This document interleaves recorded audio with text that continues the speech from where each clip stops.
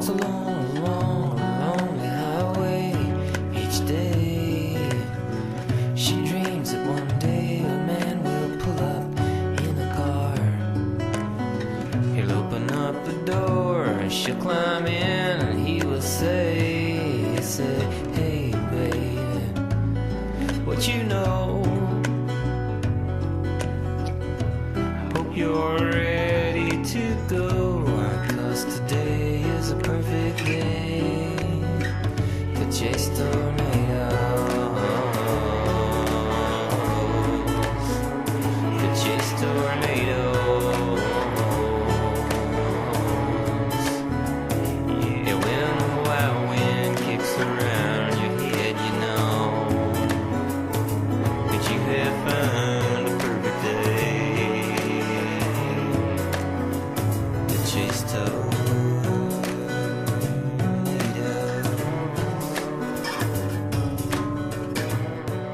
I'd written songs as therapy for mental health struggles for 20 years. In my room, alone, never played them for anybody. I was just therapy for myself, trying to talk myself into staying here on this planet, because I really wanted to leave badly. So if your self-therapy helps other people, that gives you the idea that it has some sort of core value. There's a lot of people that are doing self-therapy that's carrying them further away from the human condition. My whole goal with any work that I do as an artist is to push me toward humanity.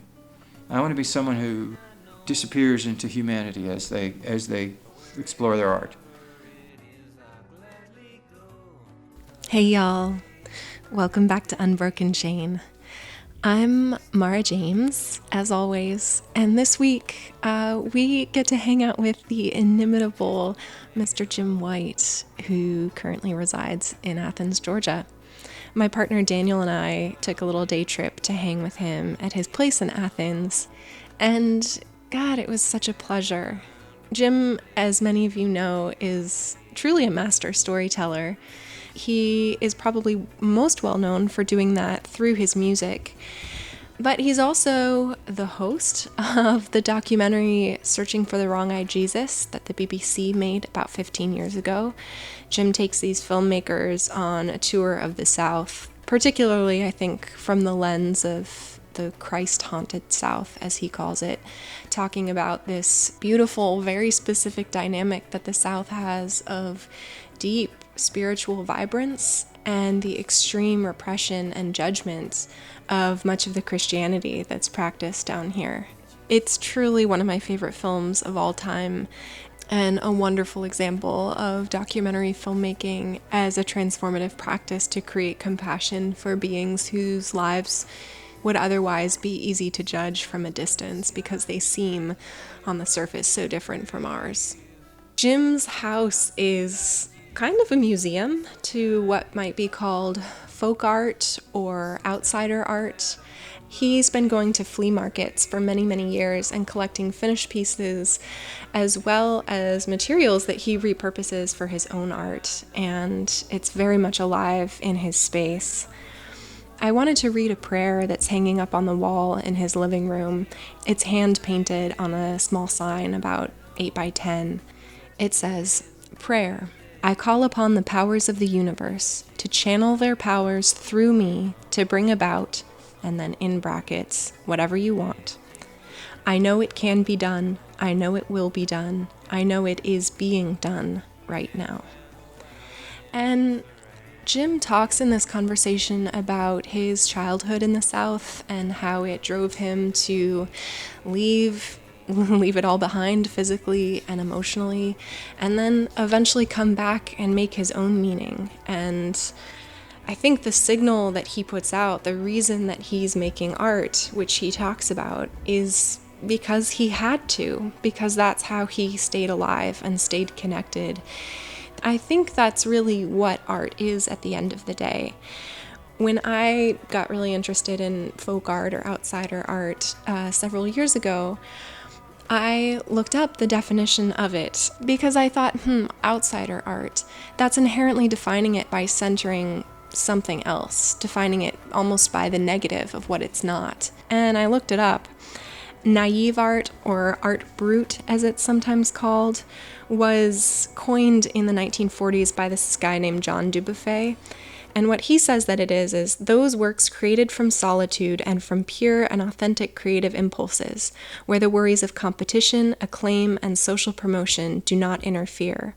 After a certain familiarity with these flourishings of exalted feverishness, lived so fully and so intensely by their authors, we cannot avoid the feeling that in relation to these works, cultural art in its entirety appears to be the game of a feudal society, a fallacious parade. And basically what he's arguing is that any art that is made in the marketplace, either for the marketplace or with the consciousness of it, that is inherently a kind of false art. One of my favorite parts in Searching for the Wrong-Eyed Jesus is when Jim is talking about this front yard that they passed full of milk of magnesia bottles hanging from all the trees. And he talks about the man that lived there having an ecstatic outburst and milk of magnesia bottles being the medium that he had with which to express it. I just love that image. It's been so crystalline for me about that spirit, the spirit, coming through the human vessel and being expressed in the worlds by whatever means necessary. That's what we're here to do, and not judge it, which is where the discipline of the artist is called on. Jim's life is a really beautiful example of living from that place purely. And he talks about what that means to try to survive in capitalist society that demands we engage in those games. I can just say, as a person that's been on my own journey as a seeker, who's felt wildly connected to the universe as a child and kind of took the long way round through alcohol and judgment and depression back around to ownership of those portals to something so much bigger, bushwhacking my way through a lot of the institutions that told me that they were the proper route of access to art and success. As a seeker on that path, to come across a spirit like Jim White and to have his music come into my life is just deep nourishing. It's medicine, it's healing. And there are so many stories of people like that have been touched by Jim, by him sharing the medicine that came out of him when he was trying to heal himself. And that makes me want to cry, because that's so brave and so generous. And the spirits that I have felt most called to and most grateful to are exactly those people who are seeking something better. They're seeking connection, and they need it so deeply that when they find it, it's just obvious that they have to share it. And music, I think, is one of the most universal examples of that. It was such a pleasure to spend an afternoon with Jim. I'm really grateful to Daniel, who connected us and who grew up in Pensacola like Jim, and so had a lot of perspective about some of the areas to explore when we chatted. You can find Jim everywhere that music is found and at jimwhite.net. Enjoy this conversation. You're jumping right into a hang with the magical Jim White. I was trying to get a film done, so I was asking his advice. And he said, yeah, I really want to make this film about this historian at Yale who dresses up in period costumes to teach. Like he dresses up as King Henry VIII when he's King Henry VIII, that era, when he's teaching, and she dresses up as Charlemagne. And he said, I really want to make that film, but, I just can't get the funding. And I just kind of stared at him and was like, you probably have the funding in the bank already. But then I realized that people who are artists that are flying at that level, they don't do anything on their own dime. Otherwise, they'll go bankrupt pretty quick. They don't do it unless somebody else pays for it. I don't know, how do you do this? I'm doing it all out of my pocket. Labor of love, yeah. Totally. But I really believe that those are the kind of things that come back and feed you in ways you can't imagine. Yeah.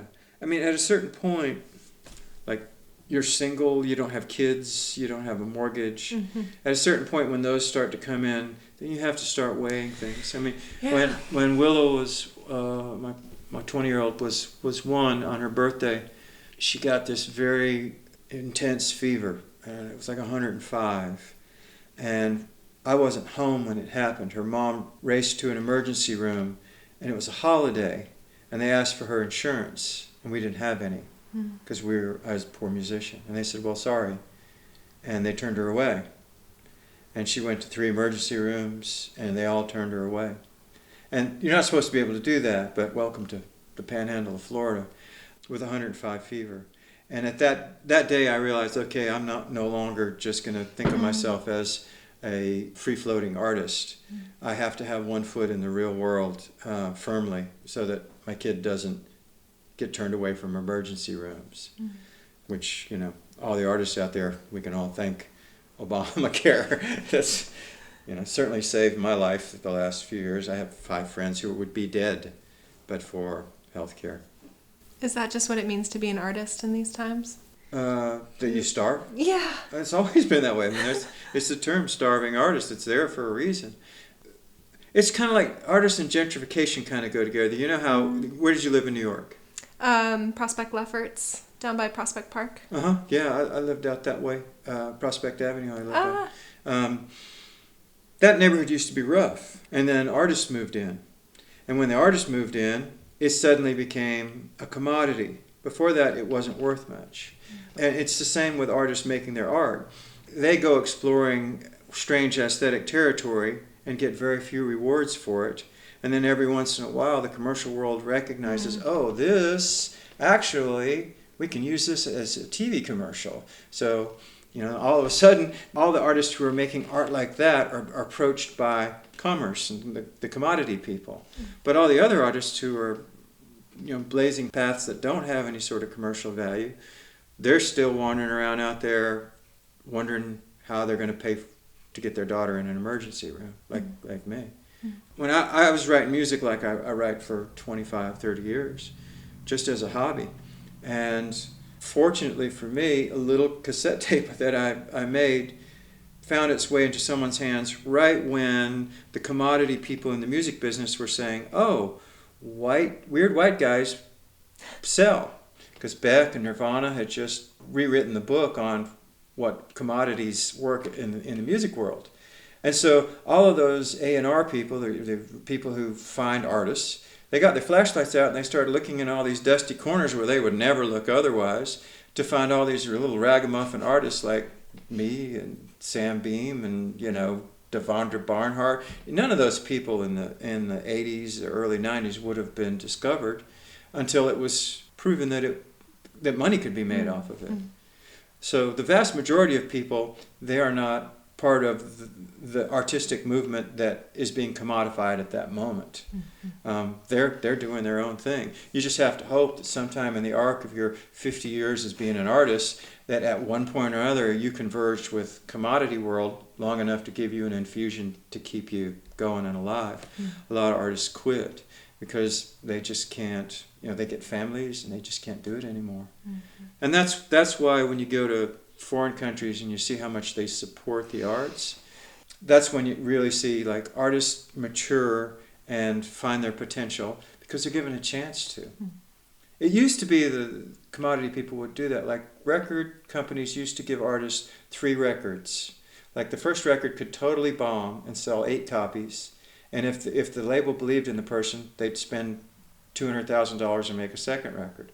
And if that one sold 50 copies, then they'd spend $300,000 and make the next record, believing in the artist. It was three records usually, 4 records. That was called artist development. Doesn't exist anymore. When you come to a label now, you have to have a vast social media presence. You have to have a slick band. You have to have your own video. You have to have a record in the can to hand to them. It's very different than previous times. And it's because we live in a time of incredible upheaval in the aesthetic world. And it's a good thing. The upheaval is good because there's this big democratization going on of the arts that's never existed before. In 1971, if you were writing country and western songs and you were sitting in Sparta, Georgia, say for example, if you wanted anybody to hear that, you had to go to Nashville, Tennessee, and you had to go into a studio there and try to explain to somebody with your life savings I need to figure out how to play these songs. And if the engineer didn't fuck it up, and if, the various people didn't steal your songs and do whatever, you might have a chance. Whereas now, that person in Sparta can sit down with their iTunes or whatever, little M audio recorder, and they can make a whole record there. Mm-hmm.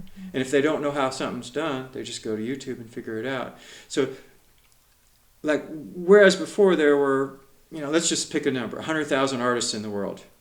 There's 100 million artists now. And that's really beautiful for what it says about where the world is going. Mm. This is an aesthetic revolution that's taking place. But for all the people like me who are trying to make a living at it, who have come to depend on it, it's really squirrely, trying to figure out what comes next. Royalties were invented to provide poor artists, recording artists, with a livable wage. So if some guy was playing your song 40 times on the radio a day, you would get something from that. Mm. And it was legislated by the government, and artists really flourished during this golden age of royalties. Enter Napster, then, after Napster, Spotify and Pandora and all those, what they found, the guy that started either Spotify or Pandora was the Napster guy. And when he got put out of business for stealing from artists, he came up with a secondary plan, which was, we'll give them royalties. Mm. And when I first got my first royalty from Spotify, I looked on it, it was 9,000 plays of a song, and I made 14 cents for that. And if I got 9,000 plays in the old royalty system, that would probably be about $900. So that's the difference between 14 cents and $900. There's artists who have 1 million hits on Spotify and their royalties are $100. So it's a difficult time. It's a transitional time for blue-collar musicians who work at it. Mm-hmm. It's a really beautiful time for the person in Sparta who wanted to make the beautiful record and never had any idea how. They just do it now. Do you think the impulse to make art is a universal impulse? Is that just part of what it means to be human? Do all of us have that potential and it's just becoming more and more possible? Sure, just like seeing ghosts. It's the same thing. It's we come from a creative dynamic. We are procreated, and when we die, we scatter back out. We become art supplies for the universe. So, if you talk about gender relations in the universe, and not just gender specific to human, the female force is the force that creates, and the male force is kind of the force that destroys, and one can't exist without the other in a way. So I think that as the world shifts towards a more feminine axis, yes, creativity becomes more and more important, because women have within them the creative core, So I keep thinking it's this weird symptom of what's happening in the world. I drive my little daughter to, when she was little, my 12-year-old now, but when she was little, I drove her through downtown Athens. It's a college town at 7 o'clock in the morning, just an ungodly hour to start school. And I noticed just vast legions of swarms of co-ed females, scantily clad, running through the streets, large groups of them. And, my daughter's in the back seat, and I'm thinking, what kind of message does that send? Because they obviously have been groomed by a culture to think that they have to be perfect in their appearance. And, and it really made my heart ache thinking, it's like neurosis almost, this cultural neurosis that women have to have this appearance. And then one day, all of a sudden, it hit me. Wait, there's no men. There's one man for every 20 women running. And then it hit me. All these women are getting up at 6 o'clock in the morning. And they're all doing something difficult. They're running great distances, and they're doing it as a group, a lot of them, while the men are at home sleeping off their hangovers and on their PlayStations, And I think those women are developing ancillary to the primary thing, which is, this idealized self thing that they're trying to fit into. These women are developing power. They're developing power. And it made me think, that's probably going all across America at least. Women are developing power where previously they didn't have it. The equal rights movement that Gloria Steinem and those people were aiming at in the 70s and 80s, it's starting to come to fruition finally. And if you look at like Congress right now, it's the most amount of women and most diverse group of women ever to be in Congress. So the way of the woman is coming, and as the way of the woman comes, I think more art will be made. Wow. Yeah. It's a theory. Yeah. I was in school. I was called the crackpot theorist. So it's a theory. Earlier, you mentioned that you think a lot about your place in the universe. Where is your place in the universe? Not getting in the way, and helping. My first half of my life, I was a very self-involved artist, and I had to work out a bunch of, like, I used to think of myself as walking around with a big tangled ball of string. And I'd see everybody else, and they'd have these nice little spools in their hand, you know, and they'd be just putting the string out like this. And I'd take a step and go, get a little bit out and take another step. And I was jealous of the people with the easy unspooling of their existence. I took little steps and undid tangles, and took little steps and undid tangles. And at a certain point, I became pretty good at undoing tangles. Whereas the people who had never had one, if they got one, they just stopped and cried. So at that point, like in my life, I started realizing, well, maybe I can help these people. Because I do know how to undo tangles, because I was so far behind everybody with my growth as a person, because I had all these mental struggles. And so second half of my life is more and more about helping people. I got discovered as a musician, right? I'd written songs as therapy for mental health struggles for 20 years in my room alone, never played them for anybody. And when the little tape that I made, which was just a document so that I could remember the songs, a friend of mine heard me singing one day and said, I'd really like a copy of that if you don't mind. At that point, 5 people in the world knew I was a musician. So I made him a little copy of the tapes, the songs, and he took it to LA, handed it to someone, handed it to someone, handed it to someone. I'm talking to David Byrne. So those songs I wrote I was just therapy for myself, trying to talk myself into staying here on this planet, because I really wanted to leave badly.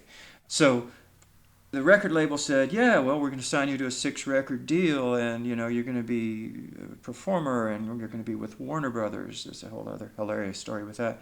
And you're going to perform, like 200 nights a year. And it was like, I'm a very intensely introverted person. I don't like people looking at me. Like it's hard enough just you two looking at me, and you were nice, wonderful, sweet people. Just, and when they said that, I thought of standing on a stage with 1,000 people staring at me, waiting for me to say something. And I just, no, I can't do that. I can't do that. So I went home and I thought about it. And finally, I had the sense to call the friend who asked for the tape in the first place. And I said, he's very, very smart, very sane. I said, they want me to do this performance thing where I'm supposed to perform in front of people. And I don't think I can do that. And he said, why not? And I said, I would feel like vain and self-righteous, and it would feel like I was fraudulent. I don't want to be fraudulent. And he cut to the chase. He said, well, let me ask you this. Do you think your songs would be of any help to anybody out there? And I said, no, just instantly. And he said, you're wrong. And I was like, are you sure? And he said, your songs are going to help people. So go and be a musician. So, all right, let's cut forward. One of the songs that was on that tape was A Perfect Day to Chase Tornadoes. It's a song on my first record, and it's like in terms of songs I've written, that's one where I could tell something happened. Like I connected, the universe talked through me a little bit. So I was playing in Amsterdam 2 years ago. This is 25 years after I wrote this song. Playing in Amsterdam, I do the show. At the end of the night, I'm selling CDs because I'm a businessman, and that's really the only way that you make money when you're out there is selling CDs. And and I always encourage everybody, like even if you don't want to buy a CD, come up and say hello and shake my hand, because this is really important that we have some communion other than me standing up here chattering away to you and singing a few songs.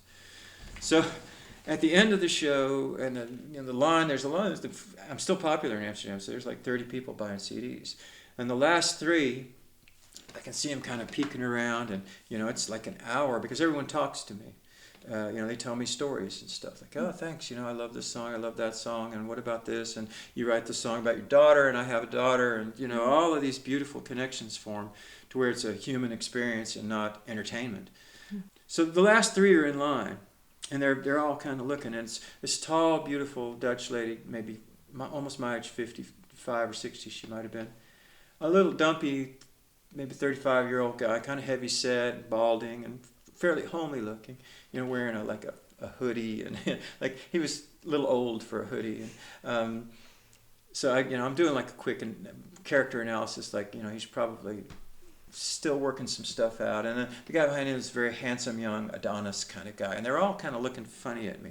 They're all Dutch people, And I lived there a while, I think I know Dutch people pretty well, and I'm trying to size them up, The lady, she's like self-confident, beautiful, strong Dutch woman. I don't know if you know Dutch women. They're great, very self-assured for the most part. So the line gets down to it, and the lady is there, and it's just us three left. And she says, well, I want to thank you for writing A Perfect Day to Chase Tornadoes. I have it in my will that I want it played at my funeral.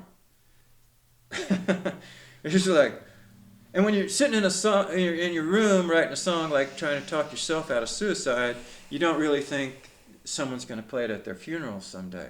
It's like, I thanked her, I hugged her, and we had like a little boohoo and cry, and but as I'm hugging her, the guy behind her is kind of looking at me with this funny look. The guy who's still working some things out. She thanks me and starts to move away, and he says, "Well, it's a strange coincidence because I have a story about Perfect Day to Chase Tornadoes too." So, and she stops. She's like, "Huh." And he says, "I'm a tour manager for punk rock bands, and I was coming home from delivering the band to the airport last year, and I hit black ice on the road and hit a tree, and I was gravely injured and ended up in the hospital in a coma, and they didn't know if I was going to live or die. And I was in a coma for 2 weeks, and the doctors didn't know what to do, and one of my friends said, what if we play him music? So they started playing him punk rock stuff, because he was punk rock. And they started playing him this and that and that and this, and finally they remembered that he liked me, and they played him Perfect Day to Chase Tornadoes, and he woke up. Right? Wow. So I'm listening to this, I was like, well, shit, I got like death and rebirth. This man, came like, wow. And I'm hugging him and I'm crying, and then I look at the handsome guy in the back, and he's nodding, and I look at him, and things like this happen to me. When you talk about where's your place in the universe, your place is where things like this happen to you, to where you start to feel like you're in the middle of currents that are carrying sympathetic entities along with you. Sometimes you can feel yourself fighting against the currents around you, and you're in the wrong place. So I look at him, and the tall guy, handsome guy, and I say, Perfect Day to Chase Tornadoes? And he says, yes. And I say, okay, what happened? And he said, my father always loved that song. I love that song too. I grew up listening to it. When I started playing guitar 5 years ago, that's the first song I learned. And now, whenever I go out on a date with a woman, I play it, and I always get laid. And I thought, wait a minute. Procreation, rebirth, and death. Jim Krieg was right. My friend Jim is the guy who told me that my songs would help people. He was right. I've written a song that helps, not only helps, but it helps from the alpha to the omega, the whole thing. It was so beautiful. And this happened in one single incident. Mm-hmm. So your place in the universe is when you are no longer fighting, when you feel things pulling up alongside of you that vibrate like you vibrate. Mm. And boy, that is hard to work out. Because, and that reminds me of the song that I should sing, Angel Land. It's on the first record. I sang it with Victoria Williams. And I think I can play it. Angel Land's a song about finding your way to being in agreement with yourself. Mm. And the minute you say, I'm in agreement with myself, you're not. So you always have to say, anything that happens that's good happens from beyond me. Mm-hmm. And that's the notion of grace. So you have to be open to letting grace drive you in a direction you don't want to go. I had it all worked out. 6 months ago, the music industry was dying, and the head of the film department at UGA said, "How would you like to be a professor here?" Right? And I was like, I would, because among other things, it would be steady income for the first time ever in my life. And I would be helping people. Mm-hmm. I've done enough art, and now it's time to help other people untangle their knots, because that's what art is. It's untangling the knots, for me anyway. So I went, okay, so that's what the universe has in store for me. I'm going to transition to being a teacher, and so I put in the application and I did everything, and I don't like to interfere with energy, and sometimes I think that your thoughts interfere with energy, so I tried not to think about it, tried not to imagine myself with the job, just said if I get the job, then I'll dig into it. But like this little fire kind of came burning up inside of me, like, ooh, you're going to be a professor, it's going to be fun, you're going to help people, your dream, because I always wanted to do that. It's going to happen, it's going to happen. And then the human resources people at UGA said, absolutely not, because I don't have a master's degree. Just that simple. And he fought. He's a wonderful, wonderful friend of the arts, the guy who runs the school. And he fought with them, but they said, nope, this is a hard and fast rule at this school. He does not have a master's degree. He cannot get this tenure track position. So I was sure that the universe was driving me that way, but it's not. So instead of fighting it and thinking, I'm going to go get a master's somehow, I think, okay, well, I better just sit and listen for what the universe is telling me to do. And a lot of times it's funny because, like, when I got this record deal, I wasn't trying to get a record deal. I wasn't. It came by way of grace. If you know the whole story, it's hilarious.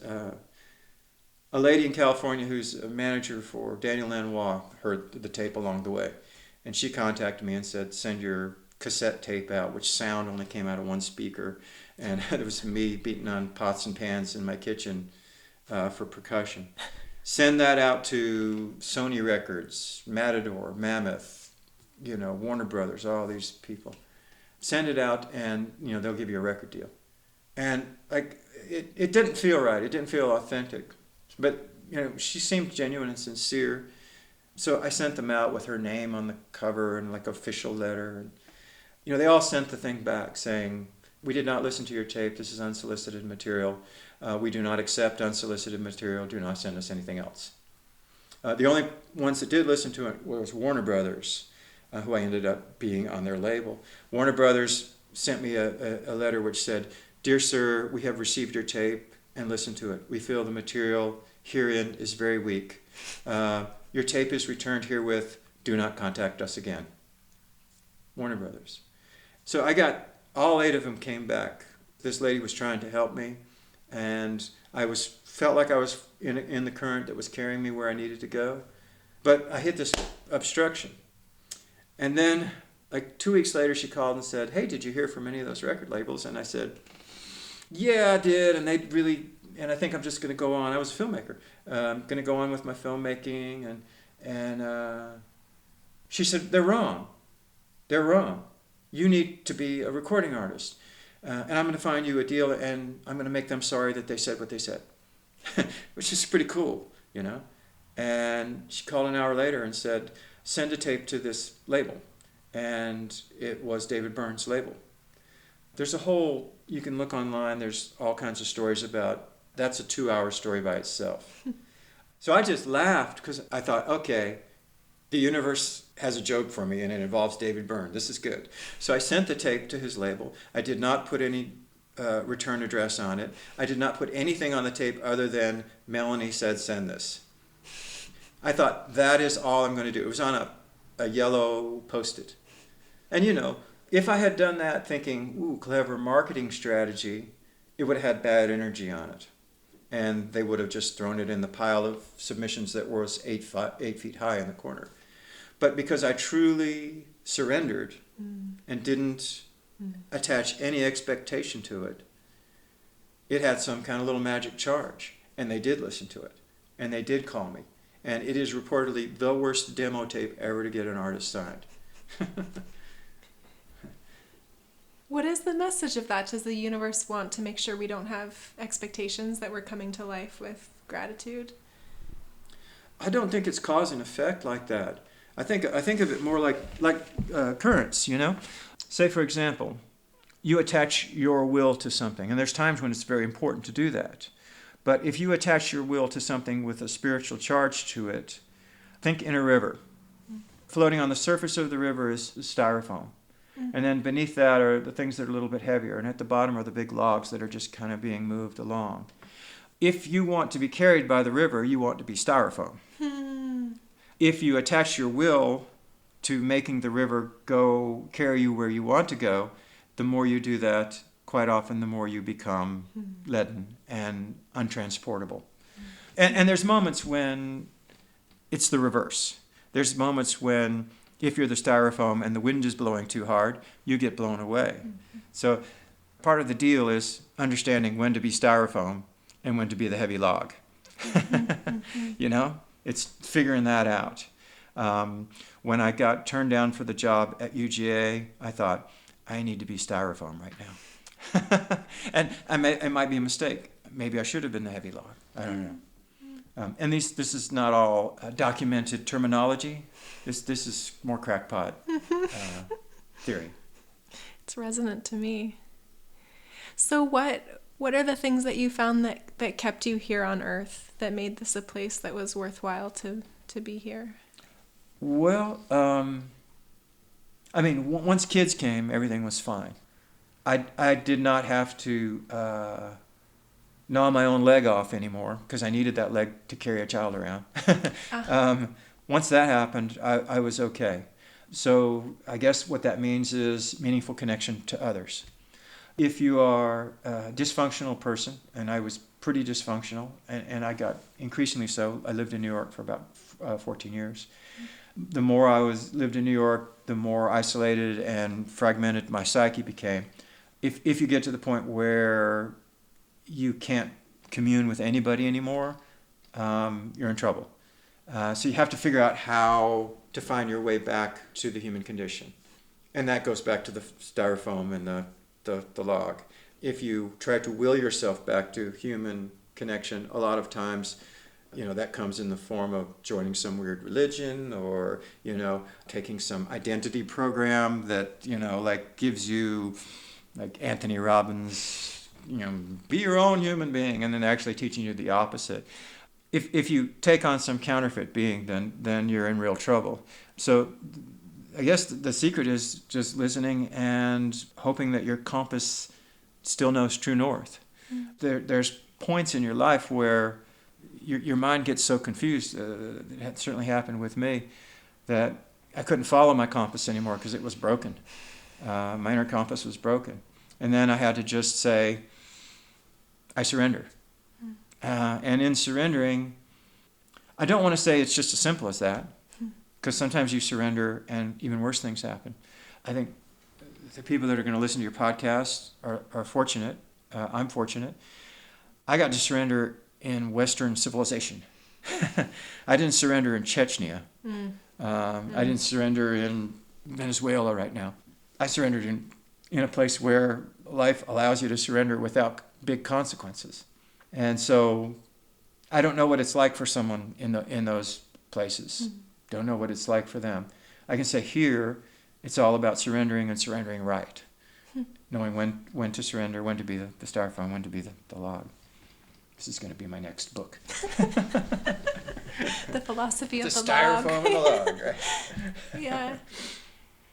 Well, it seems like spending time in the South has been very formative to your whole signal. Is religion deeply tied to that whole figuring out relationship to self? Because it feels like a huge part of what I've experienced in the South. It's pretty inextricable.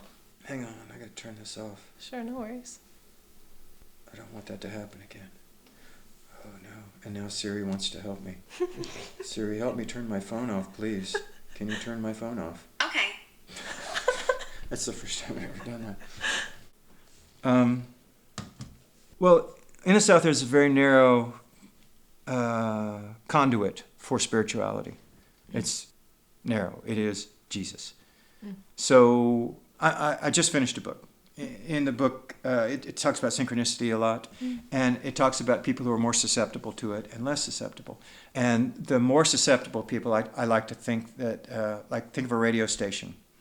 The strongest stations have these giant antennas, towers.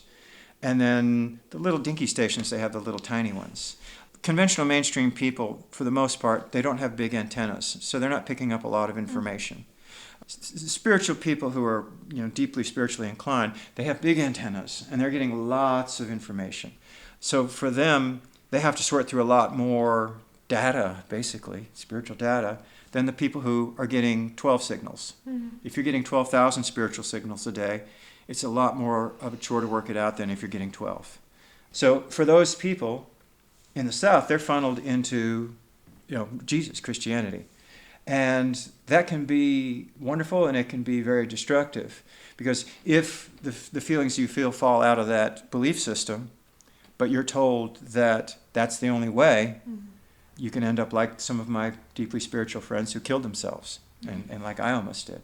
Because being me entailed not following a belief system and betraying God, basically. I was told that a lot. I'm still told that when I go home, Pensacola. Wow. That I've betrayed God. So in the South, it is a very spiritually inundated place. There's a lot more conception of metaphysics here than in most other parts of America. You go into any store and someone witnesses to you, or they tell you about a miracle that happened, or these things happen. It's just commonplace, like Flannery O'Connor wrote when she wrote about the Christ-haunted South.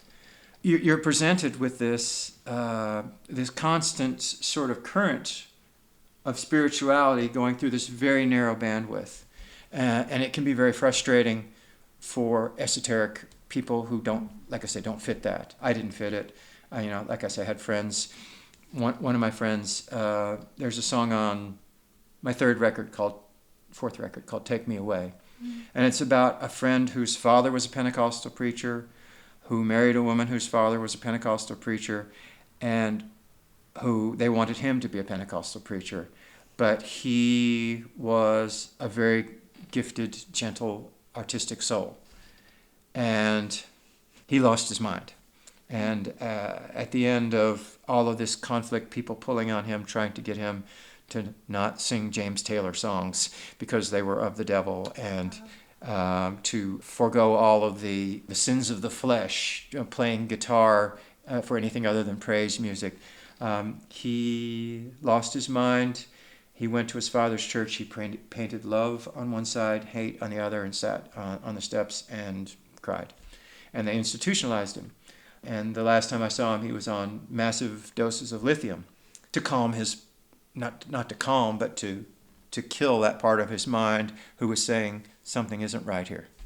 I'm in the wrong place, or I'm in the right place with the wrong apparatus. So it's kind of a catch-22, the South, because you are driven towards spiritual issues here on a daily basis. But if you don't fit in that narrow constraints of Southern Christianity, it can be quite a destructive experience. Mm-hmm. So you're from Pensacola, which is where my parents are from. Yeah. My parents relocated to Jay, Florida. Lucky me. Yeah.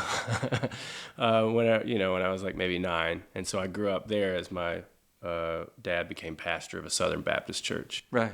But we've talked about this before. Your background's Pentecostal. Mm-hmm. Curious about Pensacola in the 70s, because when my parents, my mom was Presbyterian, dad was Southern Baptist. Mm-hmm. I don't really get a sense of what was going on in the Deep South, in the late 60s and the 70s, before you made your way out of there. Yeah. Just that Pentecostal upbringing. I'm just curious because I feel like when I meet people all over the world, there is this sense of evangelical Christianity can be boxed into one thing, and where I'm from, man, there's all these different denominations, and I can break it down.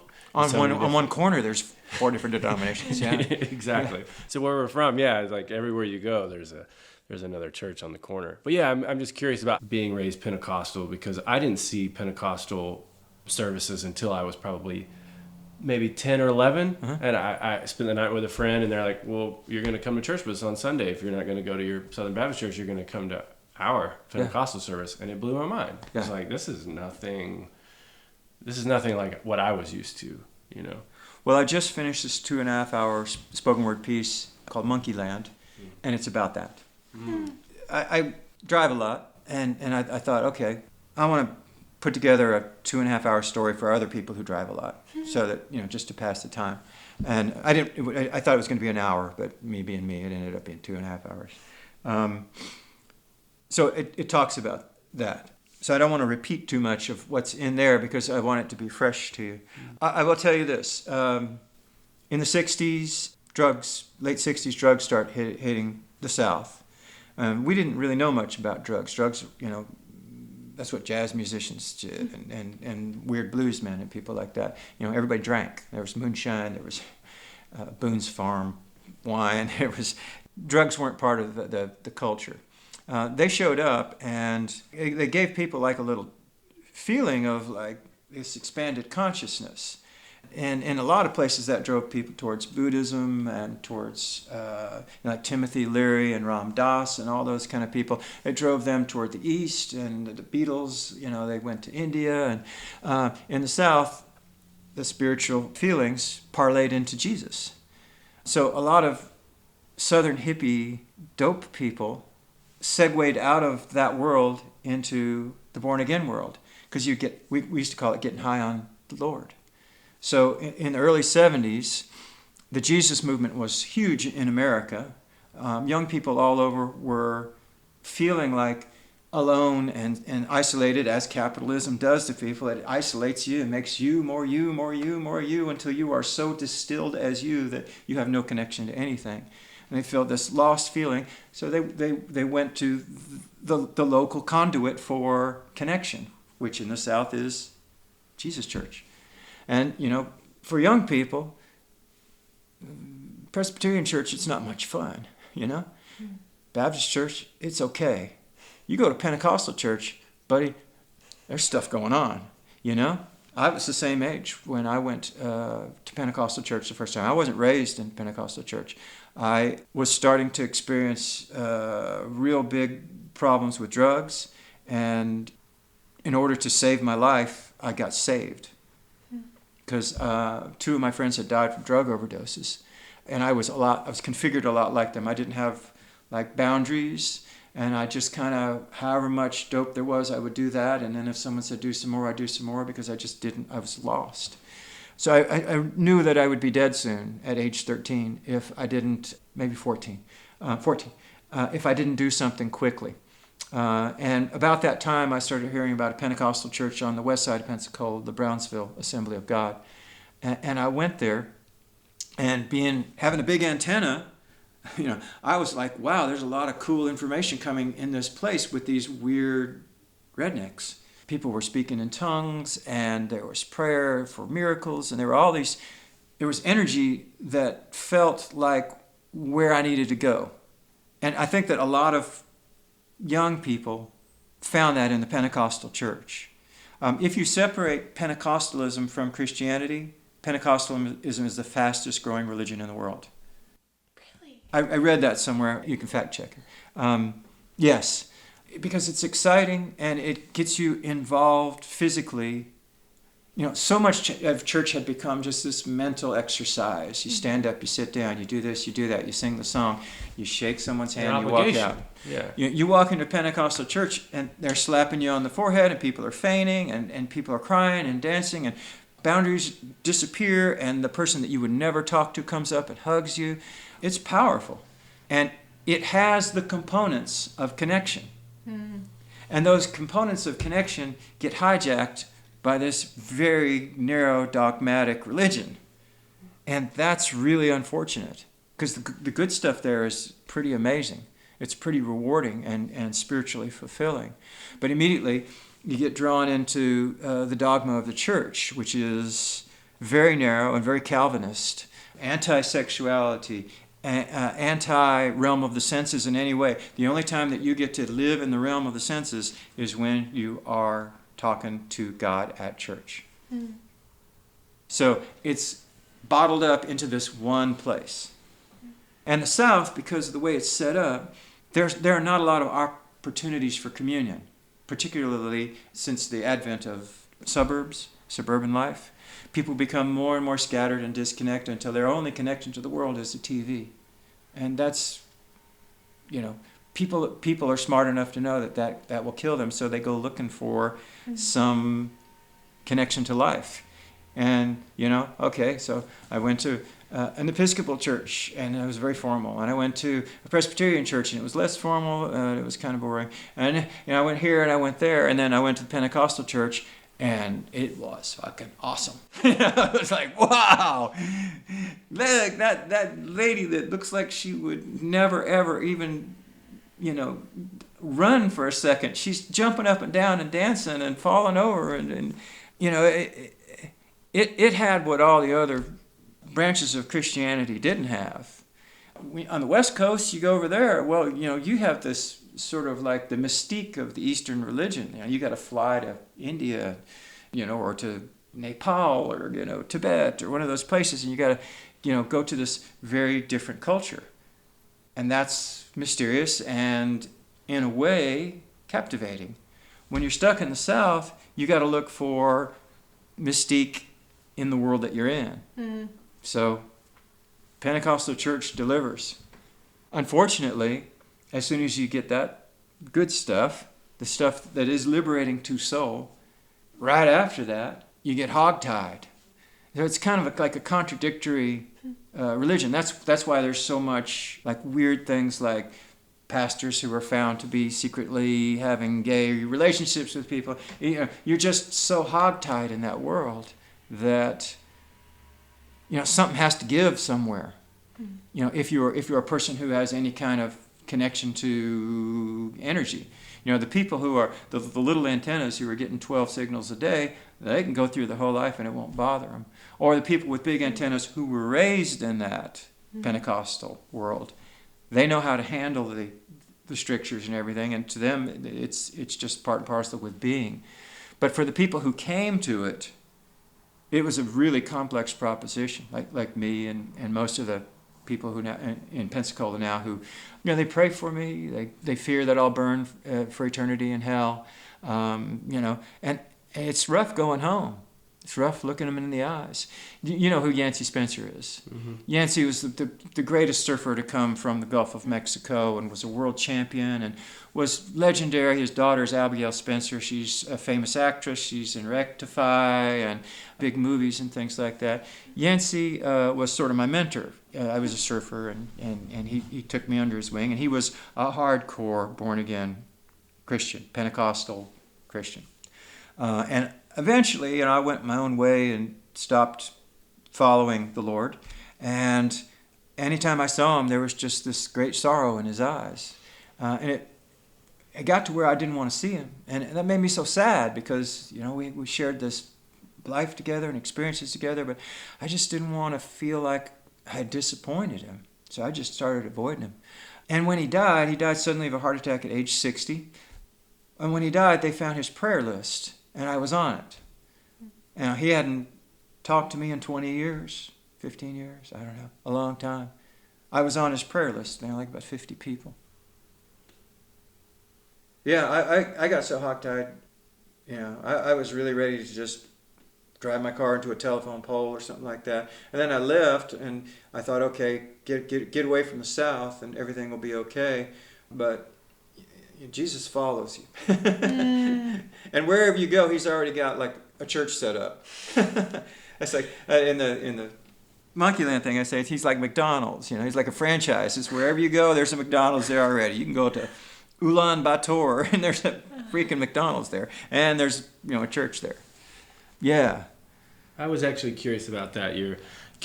So when you leave the South with this knowledge now that you've been raised in that, that heat of religion all around you, and you've had your own experiences with it, and then you go to these different places in the world to live and work and play and whatever you do, but you're taking a lot of that with you. How did that translate into meeting people that knew nothing about it or had their own ideas about the South? Well, I traveled around Europe a lot, and I was just always real isolated and didn't fit in and didn't want to go to the discotheque and didn't want to go to the gay swimming party and didn't want to go to this, didn't want to go to that.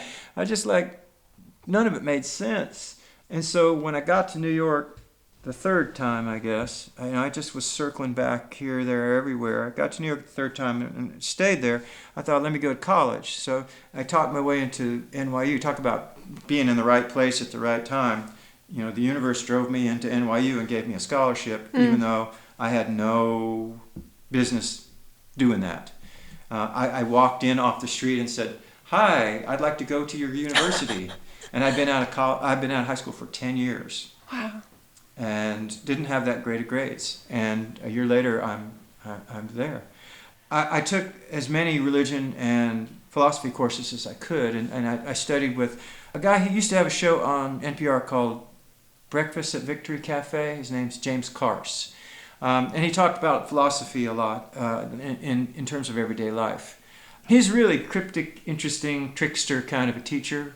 And he, at a certain point I was writing about Sartre or something like that, and started getting into in the paper a little bit about my history as in the Pentecostal church. And, afterwards, he always kind of seemed like he was avoiding me. It was strange because he would always give me an A on everything that I did, and he only gave 2 A's out of 100 because I looked at the grades because I was puzzled by his behavior. He would see me and duck and run away. Finally, I trapped him one day and said, he's a big man, 6'4", he was a football player in college. I said, I just kind of want to pick your brain on a couple of things, and we talked a little bit.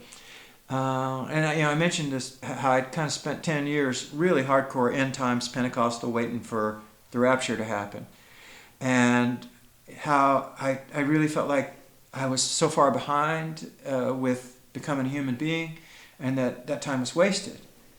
And it was the only time he just really directly connected with me.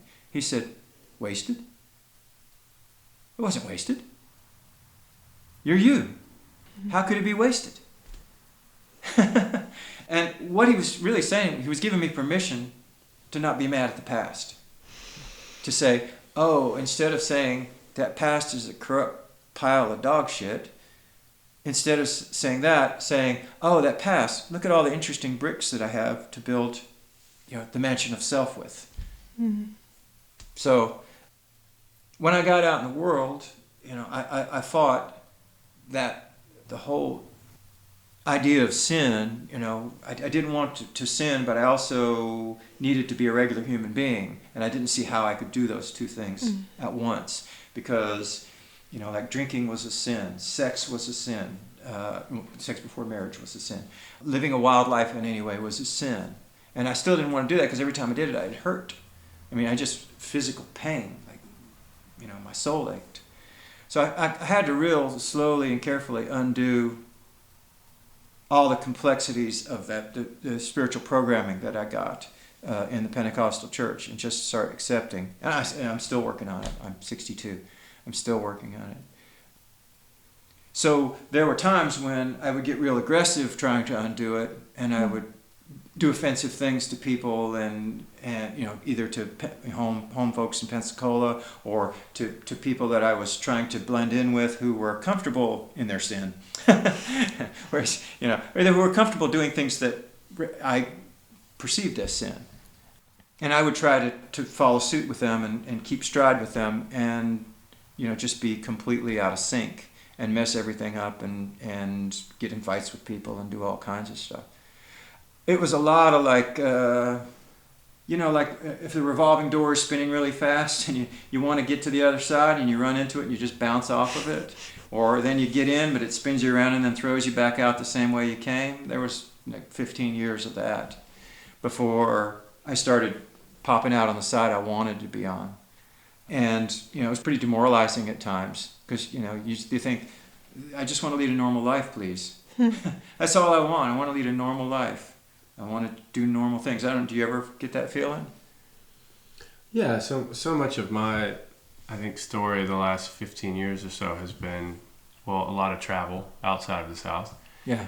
And then I've just been on this long journey of letting go of so much of my judgment of that time. Right. And just trying to drop that baggage, that baggage that's been there since I was a kid, seeing it in a different light, and just having a lot of mercy and grace for the people that were just doing what they knew. They were raised, by their great grandparents, their grandparents who did a certain thing, did it a certain way, and that's all they knew. Yeah. And they were trying to pass that to me, and I harbored a lot of anger and resentment. Sure. And because you have to push away. It's just like when a kid pushes away from their parent when they're 14 years old. You have to individuate. And one of the things that the church teaches is a real strong sense of loyalty to not pull away. Mm-hmm. So when you start pulling away, then they start telling you I was given lectures about how I was not to forsake the gathering of the brethren, and that I was being selfish for, not following the communal rules of the church. If I'd have followed them, I would have slit my wrist before too long. But that's good. Mercy's good. That's a good word to throw into it, and judgment's a good word to throw into it. Because at the end of the day, there's many routes to God. I had a friend in Denmark. He's in a rock and roll band in Denmark. About 2 years ago, I was out there, and he's a songwriter, and he's very talented. And he took me aside and he said, I haven't told many people this, but I did tell the band this. I'm a Christian now. And I said, oh, great. Is it working for you? And he went, aren't you supposed to not be a Christian anymore? I'm not a Christian, but is it working for you? Is it working for you? Because if it is driving you toward God and away from judgment of other people, fine. It's great. Do it. It's that simple. But as soon as your God becomes an exclusive God rather than an inclusive God, well, then I've got issues. And that's what I told him. And he said, well, my bandmates are really disappointed in me and mad. It's like, well, they'll get used to it maybe, or they won't. But, if it's working for you and it's bringing you closer to a connection with Spirit, and that's the way that makes sense to you, good. We were taught in the Christian church one way. There's one way to God. No man comes to the Father but through the Son. Mm-hmm. That's Scripture. Well, that's wrong. There are many routes to God. And there are as many routes to God as there are people. We each have to find our path. And that's the trick, man. The trick is just finding your path, because there's hints as to where you should go in this religion and that religion. And some resonate more with I got friends who really, I got a friend out in Portland. He lived in a Zen monastery. Lived in a Zen monastery for 3 years. No speaking, very austere, sleeping on stone. And that was a good way for him to connect to God. And then when he was done with it, he realized, I'm done with it, and he went and he lived this normal life.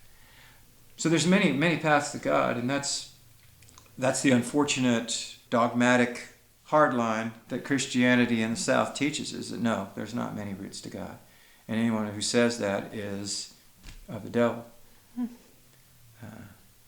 The exclusive, how you put that, God being, this exclusive entity, there is nothing outside of that. You only get there through Jesus. When I started to sort through all this baggage over the years that I had, finally started to look at, because a lot of it I was blocked out, because it was just so dark for me as I moved on and met other people who had different ways of approaching life that kind of rubbed off on me. It just, to look at that stuff from my childhood just felt so dark.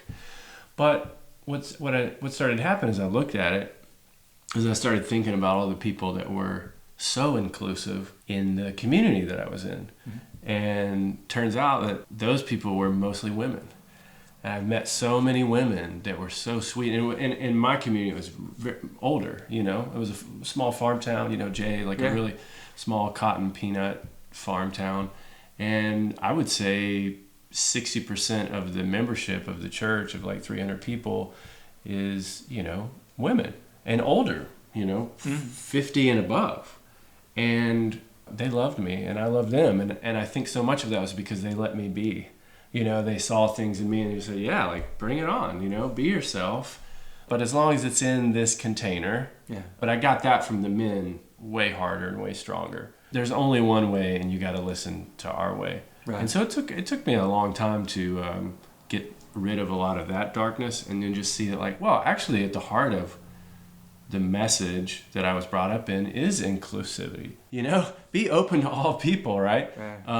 Be there for all people. And I found other people telling me that I was that type of person. I'm like, well, how so? Coming from Christianity. And then I realized that, wow, it's been there. It just was kind of like misguided or misdirected. The Apostle Paul says, become all things to all men.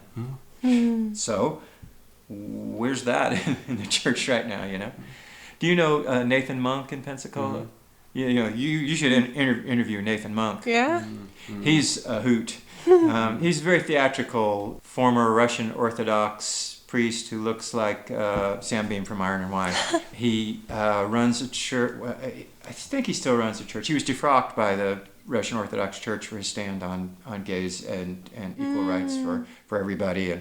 But he raises money for homeless people, stands on street corners, goes to city council meetings and defies the good Christian city council members who have actually passed a law forbidding homeless people in Pensacola. If they're homeless, they are escorted to the city limits. Oh my God. You're not allowed to sleep on a bench in Pensacola. So Nathan Monk took them on in really great ways. There was a viral YouTube video. The city council meetings are filmed, and they were having one of these meetings about, passing the statute that makes homelessness a crime. So he came up to the DS. He's allowed 5 minutes time or something to talk, and he started talking, and about a minute in, one of the city council members who I grew up with and went to school with said, you're out of order and your time is up. These are just, good old boys. They're not really ready for a fight. They're ready for a fixed fight where they have all. And he refused to leave. And then the sheriffs came and stood by him.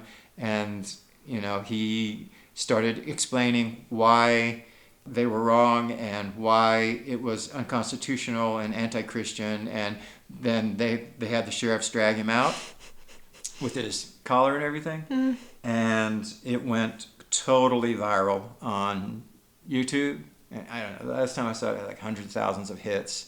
So he's a cool guy. He's very theatrical, like I say. Like he was an actor before he became a priest. But he takes on the Pensacola people just head on. And when you talk about the difference between men and women, it's definitely there. It is a hyper-genderfied kind of realm where men are very subject-object and women are very subject-subject. And if the men are trying to get you back in line, it's a subject-object discussion. Whereas the women, it's a subject-subject discussion. Do you know the difference? Will you unpack that? Yes. Subject-object is, I am here, you are there, I am animate, you are not. Subject-subject is, I am here, I am animate, you are there, you are animate. How do we communicate? And if you go back to like hunter-gatherer times, I have my crackpot theories about this. If you look at hunter-gatherer configurations, the men typically went out and hunted because the women bore babies and hunting was dangerous. So the women had to stay behind and do the gathering of, foraging and doing those kind of things while they cared for the babies and protected the babies from whatever, while the men went out and had to objectify something and kill it. So the women were integral in their world, and the men were aiming for that one object which would save everything. So it's deeply imprinted in the DNA, in men and women. It's a gender difference, that men typically do one thing and women do it another. That's why in police car chases, it's found that there are dramatically less instances of mishaps and fatalities when female officers are in hot pursuit as opposed to men. The men see it as a subject-object exercise and say, I will destroy this object. The women see it as a subject-subject or subject-subjects proposition and say, well, this is just too dangerous for the subjects involved. And I think our culture is moving more towards subject-subject thinking. It's prefrontal cortex thinking rather than amygdala kind of thinking. So the old ways are that the man was strong and the woman submitted. That's the old Bible ways. That paradigm is shifting. And it's interesting to see how the church is going to deal with it. When I was at the flea market with Willow when she was 4, I guess, hot day in the T&W flea market in Pensacola. On the west side of Pensacola, right near the Brownsville Assembly of God, a very hardcore religious community. The street preachers stand outside and preach at this flea market. So I'm getting a snow cone with Willow. It's like 95 degrees, and there's a snow cone booth, and there's a guy standing behind me, and he looks like, a poster boy for Cracker, Southern Cracker. And I don't mean that in a bad way. I just mean, like he was a good old boy. He had on his Southern conservative male uniform, And he's right behind me, and, he sees how I really love my daughter, and I'm holding her hand, I'm talking to her and explaining things to her, and he kind of smiles and he nods at me, and then he says, "It ain't like it used to be." Like I'm really open-minded about things. When they catch me off guard, the phrase caught me completely off guard, and I thought that is a really great way to start a conversation, just with something that's unquestionable. Like it ain't like it used to be. So I said, "No, it's not, is it?" And he said, "No, we have strayed from the ways of our fathers." And I was like, "Oh shit," because that means I'm about to get witnessed to for the people who don't know. That means I'm about to get Jesus beat on me hard. So I said, "What do you mean?" And he said, "Well, our fathers were godly men, but we have strayed from that way and become sinful." And, I've been witness to, you go to a store and buy a stick of gum and, you get witness to. You walk it down the street, you sneeze, and you have to spend the next 40 minutes explaining why you don't really believe in heaven. It's like... So our fathers are godly men, and we have strayed from the ways of our fathers.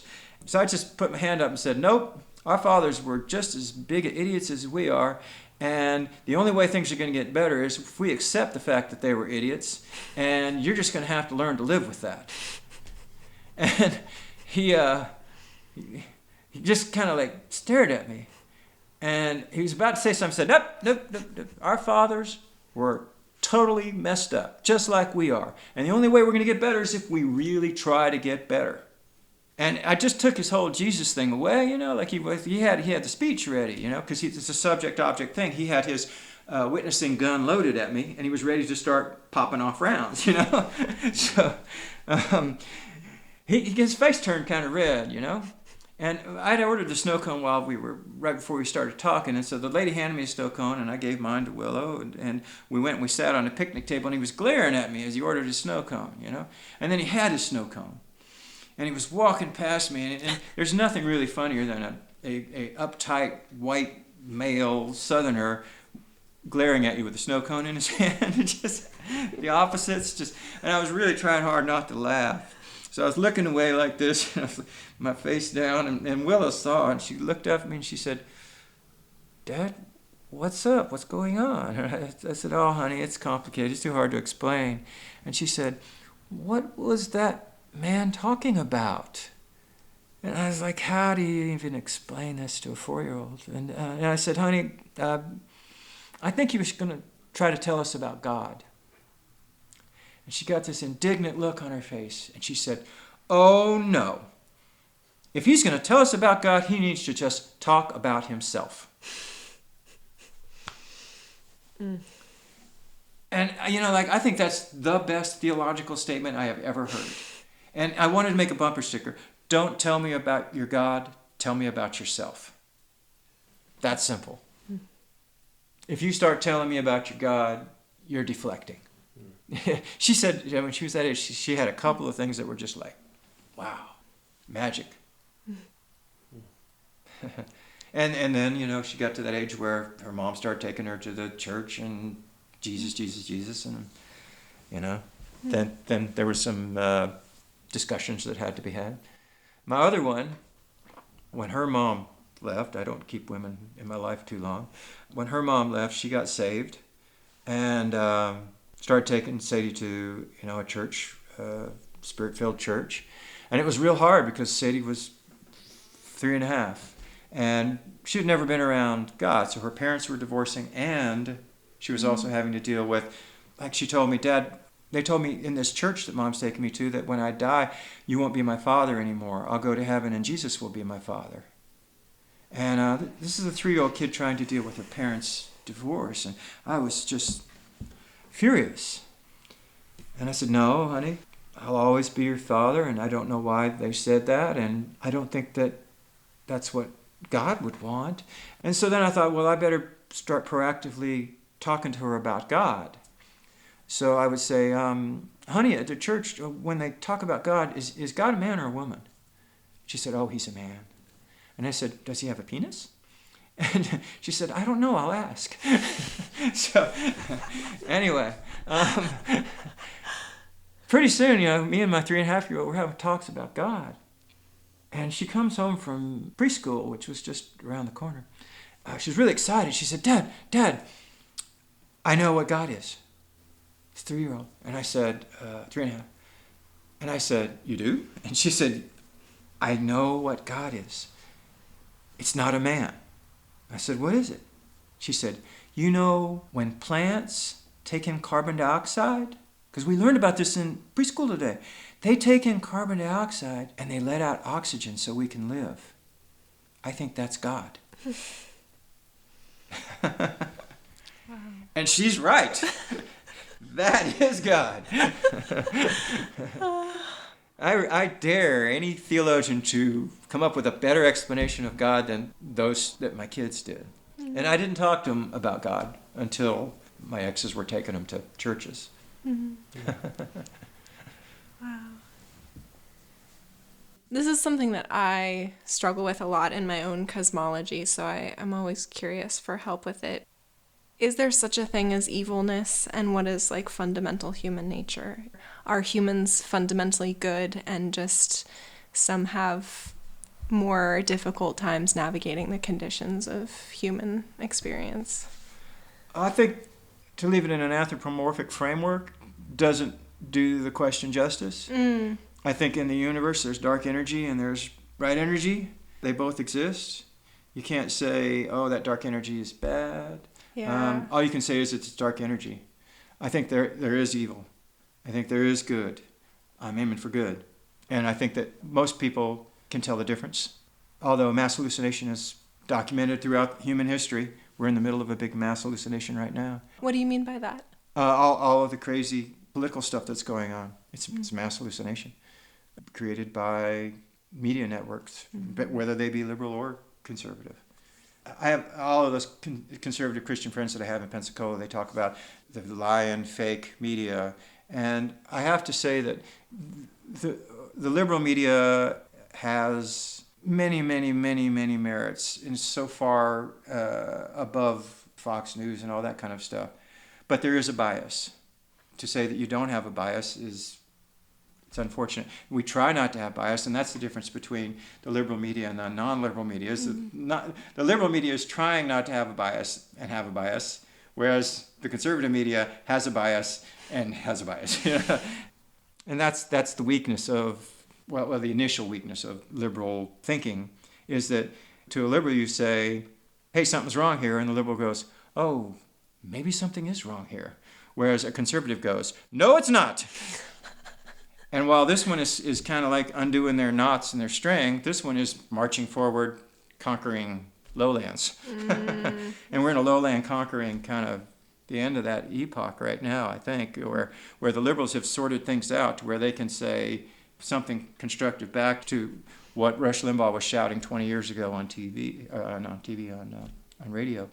I used to listen to him when I drove the cab just to kind of hear what the other side was doing. It's like, who would listen to this man? And then I found out that he had, at that point, like 5 million listeners, and then it was 10, and then it was 20. And Rush Limbaugh is the gateway drug to all of the other ones, Fox News and Hannity and Alex Jones and all of the maniacs who have completely hijacked sanity for their own gain. But that's another subject. But it's interesting that you ask the question, is there evil? And I immediately start talking about Fox News. I don't know. That was just a coincidence. And you can extrapolate what you want from that. Well, you're tying it to greed almost, it sounds like, with the personal gains. Yeah, which I think is evil. Yeah. Yeah. And it's funny because capitalism encourages greed. Be that greedy person who is so much you that you're you. But yeah, greed, that's a good observation. It's the opposite of community. And so when people talk about, we don't want socialist medicine here, it's like, well, do you really even know what socialists mean? You go to a church, that's a socialist gathering. Those churches, when everybody brings all the food, why doesn't you bring your own food just for yourself? Right. Because it's a socialist gathering. It's just such a mess right now. But I have a Hegelian perspective on it. We're in thesis, antithesis, and they have hit hard. And I'm sure good things are happening. I'm sure. If someone doesn't press a red button and the world disappears, we're going to be in really good shape in 10 or 15 years. Hopefully. Well, I know I personally am really grateful for your transmissions in the world because they've helped me, and really I think music is like time travel medicine because you touch people across time and place, and thank you very much. Yeah, it's nice to know that it helps people. At a certain point, if your self-therapy helps other people, that gives you the idea that it has some sort of core value. There's a lot of people that are doing self-therapy that's carrying them further away from the human condition. My whole goal with any work that I do as an artist is to push me toward humanity. Real intellectual art really bothers me. I went to Cindy Sherman exhibit in New York City with my photo teacher, who is one of my favorite people in the world. Elaine Mays is her name. Just one of the best human beings on the earth. And she wanted me to see this. So we went and we looked around and, looked at all of the weird paintings of people with eruptions on their heads and all this stuff. And we walked out and didn't say a word, her or me. I guess she was in her 70s at that point. And, I found it utterly repellent and the antithesis of what I'm aiming for, which is communion. It was more about, me as a separate thing. So I said to Elaine, what did you think of that? And she's a real quiet person. She said, well, I'm sure glad I'm not Cindy Sherman. It's so beautiful and so simple. Yeah. I don't want to be Cindy Sherman. Yeah. I want to be someone who disappears into humanity as they explore their art, to where the art isn't necessary anymore. That may sound weird. What do you mean? Well, for some people, art is just a way of life, and for some people, art is a vehicle to carry them somewhere. If I get to the point where I don't need to create anymore, because I feel like I've created enough, and now my job is circling back to the idea of helping others, if I get to the point where I can, whether it's through this discussion we're having or through meeting younger artists and encouraging them and doing things like that, if I can help other people, then I don't need sort of the clarification that creating art gave me earlier in life. Creating art to me is about forming identity. Forming an identity that is porous, not isolated. And at a certain point, if it's porous enough, you disappear and you become part of everything around you, which is, going to happen sooner or later to all of us. There's that Bergman film with the wild strawberries. I don't know if you ever see that. And at the end of the film, the old man has a dream of his youth, and he disappears. And it suggests the idea of that transcendence, like where he was this distinguished physician who was always doing all these wonderful things, but at the end of his life, he was missing something until he found that moment of transcendence. Such a beautiful film. I showed it to my father, who was a doctor, And he said it was pompous and pretentious. And my father died very alone in the world. He just could never find a way to connect. Well, why wait till death for that moment? It's like... Transcendence, when transcendence comes, it comes. It's not like you transcend and then you come back and you have another chance to transcend later on and you have another chance. It's not a revolving door. Once you transcend, you're transcended. And if it happens when you're 5 or when you're 50 or when you're laying on your deathbed, that's all that matters. Getting to the point of transcendence is all that matters. That's why I think a lot of people like to go into these extreme situations where they find out true qualities of themselves. Like when I was driving the taxi, I found out a lot about myself, when people trying to shoot me and lost in the Bronx at 3 o'clock in the morning with guys with guns in the streets. And, I found out a lot about myself I didn't want to find out in moments of great extremis. And I think that there's certain types of people who it's a very urgent thing to get to that moment, that transcendent moment. There's an extreme travel writer named Richard Grant, and he's always going on these trips to the most godforsaken places in the world. One book called Crazy River, he tried to trace the source of the Nile. Many people have tried to do that, but it led him through Rwanda. He's alone. And when he got into Rwanda, he decided he needed to talk to everybody there. And this was right after the genocide, where millions and millions of people killed each other.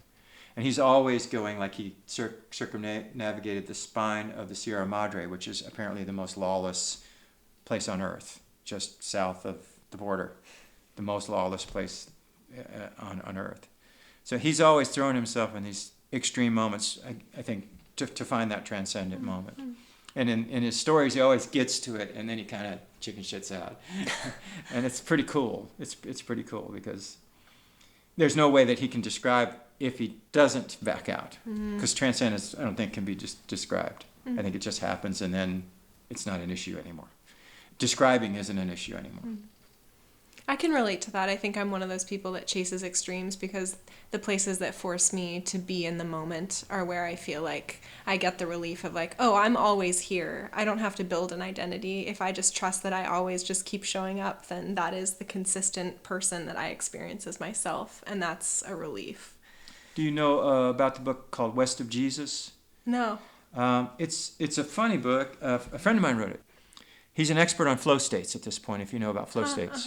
And he got started on the flow state thing with this book. He was like a pulp magazine writer, always real smart. And he interviewed me when my career was kind of humming along, and GQ sent him down to Pensacola, and we had a really great time. He's a real spiritual person, funny spiritual person, not like, sacred man, but more like, like your weird little brother running around in his underwear spiritual person. So he left and he wrote an article, and then 2 years later he called me and said, I'm working on this book on neuroscience, spirituality, and surfing. And I used to be a surfer, so he said, can we talk about surfing in terms of spirituality? And I was like, well, I can try, And so we had a lot of conversations about, wavelengths and things like that. And, the premise of the book is that there's people that have these, when they're in these extreme moments of surfing, where they have these transcendent out-of-body experiences where time stands still and strange things happen, and they lose all sense of self. And he wanted to figure out neuroscience-wise what was happening in the brain. So he would take the stories and then go to neuroscientists and say, tell me what's happening in this person's mind. So it's a really interesting book. And from there he launched off into lots of books about flow state. And they're really interesting. He wrote a book called Abundance, Why the Future's Better Than You Think. And it's a futurist book. It's not about flow states.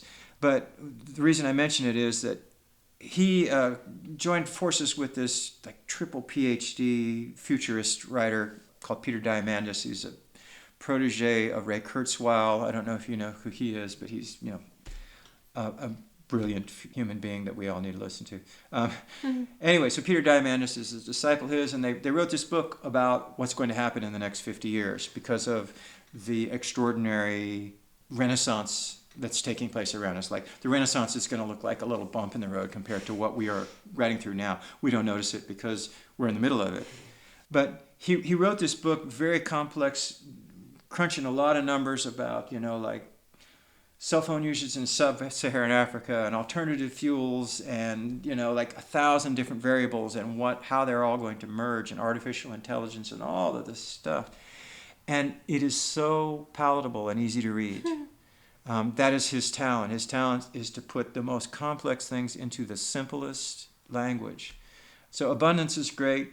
West of Jesus is great. I haven't read his flow books, but one of them was the New York Times bestseller list. So he's really somebody worth listening to. And he started with Peter Diamandis, the super genius guy. They started a place called Singularity University. Have you heard about that? Yeah. And so it's like in Texas or someplace like that. I don't know. But apparently cool things are going on there. How did we get on? Flow states, I guess. No, it wasn't. It was something. Anyway. Do you like thinking about the future? The future for me is where my next foot is landing. I'm like a little infant in that respect. Someone once talked about my first record, like a reviewer saying, "Well, it's a concept album." I laughed. It's like I could have a concept, like I don't. No, my foot lands, and at a certain point, that's one of the things about me that I do get to fall into the river a little more than most people, and I get to move with the river more, is because I don't have a lot of plans. Like when you wrote and said, "Can I come over?" It's like, well, I don't really have a plan. So yes, you can come over. I don't know what's going to happen. I'm not going to ask a lot of questions. It's just like whatever happens, happens. Make space for magic. Yeah, and that book I wrote it's about that. It's about when you surrender a lot of the tropes of existence and just kind of get lost in yourself, what happens? Mm-hmm. If you do it right, good things happen. If you do it wrong, terrible things happen. Well, thank you. This was very cool. Great. Yeah. Thank you great. so much. Thank you.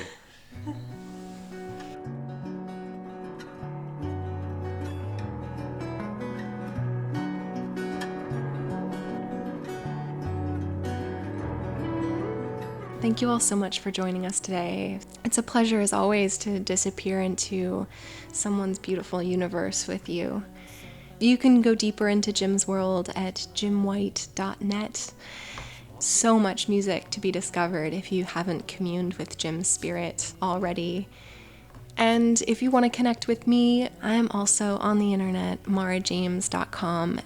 And I also curate visual art at unbroken.chain on Instagram. A lot of it is folk art, and there's nothing I love more than discovering people who have been working out of some simple space in a nook of America, making things on whatever surface they could get their hands on. There are so many people like that, proving that we're all artists if we allow ourselves to step into that invitation. And there is boundless creativity and potential in the miracle of human incarnation. And it's part of our job to honor that by exploring it and listening for how it wants to come out. For now, I want to leave you with a prayer. For those of you out there who grew up in environments that told you that you had to pray in a certain kind of way, act a certain way, be a certain way in order to be good and worthwhile, this is for you. This is a poem by Ursula K. Le Guin. This is one of the things that came into my life and offered me prayer as a tool to actually get out of some of the stories that I had been telling about prayer and religion, and to understand that my life could be devotional, that prayer and intention, creativity, art making, they're all the same thing. They're all ways of calling on the compassionate spirits of the universe that guide the human realm, that want the best for us.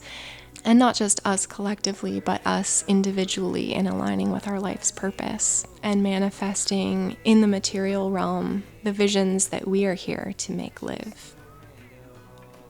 Please bring strange things. Please come bringing new things. Let very old things come into your hands. Let what you do not know come into your eyes. Let desert sand harden your feet. Let the paths of your fingertips be your maps. and the ways you go be the lines of your palms. Let there be deep snow in your in-breathing, and your out-breath be the shining of ice. May your mouth contain the shapes of strange words. May you smell foods cooking you have not eaten. May the spring of a foreign river be your navel. May your soul be at home wherever there are no houses. Walk carefully, well-loved one. Walk mindfully, well-loved one. Walk fearlessly, well-loved one. Return with us, return to us. Be always coming home. Be well out there, y'all. I'll see you next week. And until then, use your life force to wish blessings of good on yourself and all things. We need you. I'm really glad you're alive. Sometimes I think the sky is a prison and the earth is a grave. And sometimes I feel like Jesus in some Chinese opera. And sometimes I'm glad I built my mansion from crazy little stones. But sometimes I feel so goddamn trapped by everything that